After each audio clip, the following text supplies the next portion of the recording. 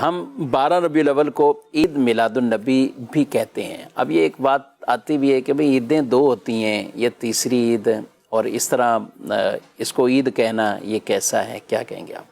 دیکھیں، عید کا معنی ہوتا ہے وہ خوشی کہ جو لوٹ کر آئے، بار بار لوٹ کر آتی ہے، بار بار آتی رہے، تو ایسی خوشی کو عید کہا جاتا ہے.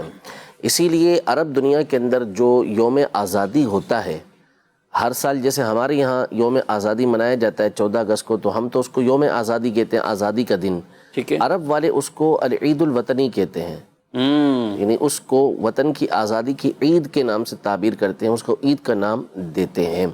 تو وہ اس لیے کہ ہر سال جو خوشی ہوتی ہے آزادی کی وہ لوٹ کر آ رہی ہوتی ہے، اس لیے اس کو عید کا نام دیا جاتا ہے. اللہ پاک نے مسلمانوں کے لیے جو جمعہ کا دن ہے اسے پسند فرمایا ہے، مسلمانوں کے لیے یہ دن دیا گیا ہے. اور اس دن کے حوالے سے حدیث مبارکہ میں ہے، ارشاد فرمایا کہ یوم الجمعۃ عید المسلمین، جمعہ کا جو دن ہے وہ مسلمانوں کی عید کا دن ہے.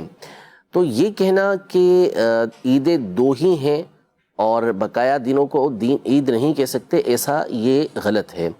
اگر ہم جمعہ والی حدیث لیں تو اس کا مطلب تو یہ ہوا کہ سال میں کم از کم 52 جو عیدیں تو ہوتی ہی ہوتی ہیں، ایک مہینے کے اندر کبھی 4 اور کبھی 5 عیدیں بھی ہو جاتی ہیں.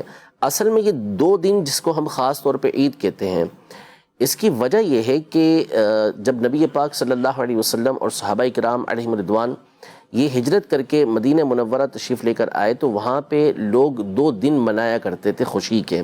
ٹھیک. تو اور اس کے اندر طرح طرح کے معاملات ہوتے تھے. تو نبی پاک صلی اللہ علیہ وسلم نے فرمایا کہ اللہ نے ان کے بدلے تمہیں 2 دن اور عطا کر دیے ہیں، اور وہ عید الفطر کا دن تھا اور عید الاضحیٰ کا دن تھا. تو ان 2 دنوں کی خوشیوں کی وجہ سے کہ اس میں جو خوشیاں منائی جا رہی تھی، اس کی جگہ یہ 2 دن عطا کیے گئے ہیں. صحیح. اس کا مطلب یہ نہیں ہے کہ اور دنوں کو عید کہنے سے منع ہی کر دیا گیا ہو، کہ خود نبی پاک صلی اللہ علیہ وسلم نے اس دن کو عید قرار دیا کہ جس دن جمعہ ہوتا ہے، تو جمعہ کا دن عید کا دن قرار پایا. بخاری شریف کی حدیث مبارکہ ہے کہ حضرت سیدنا عمر رضی اللہ تعالی عنہ سے ایک اہل کتاب میں سے شخص نے، اس کے حوالے سے یہ ذکر کیا گیا کہ یہ کہنے والے حضرت کعب الاحبار تھے جو بعد میں ایمان لے آئے تھے. انہوں نے کہا کہ قرآن پاک میں ایک آیت ہے، اگر یہ ہم یہودیوں کے اوپر نازل ہوتی تو ہم اس دن کو عید منا لیتے.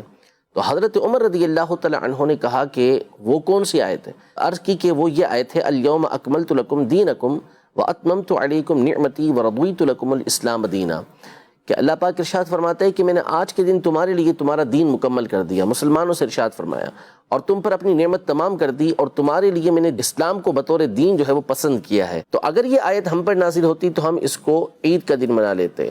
تو حضرت عمر رضی اللہ تعالیٰ عنہ نے فرمایا کہ ہم اس دن کو بھی جانتے ہیں جس دن یہ آیت نازل ہوئی، اور اس جگہ کو بھی جانتے ہیں کہ جہاں یہ آیت نازل ہوئی.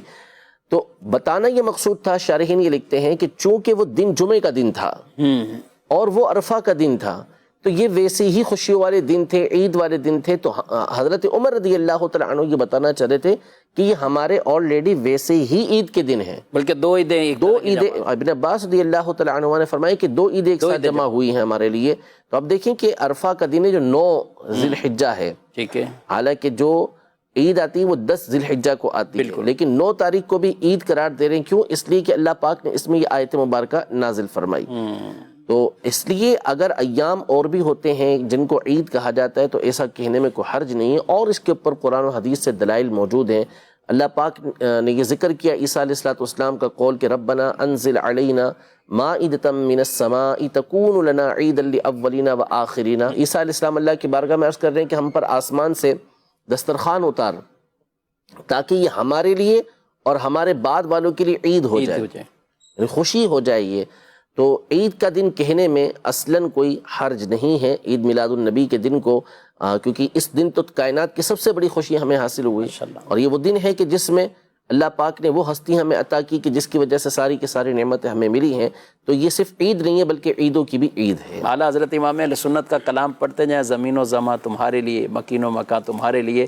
تو واقعی ہی وہ احادیث طیبہ اور روایات کی گویا کہ وہ تشریح کرتے ہوئے یہ پورا کلام وہ موجود ہے. تو بہرحال نبی پاک علیہ السلام وہ عظیم نعمت ہے، آپ نعمت کبریٰ ہیں، اور آپ صلی اللہ علیہ وسلم کے اس نعمت کے شکرانے میں کہ اللہ نے ہمیں ان کا امتی بنایا، ہم ان کا ذکر خیر بھی کرتے ہیں، اس نعمت کے شکرانے میں وہ میلاد بھی کرتے ہیں۔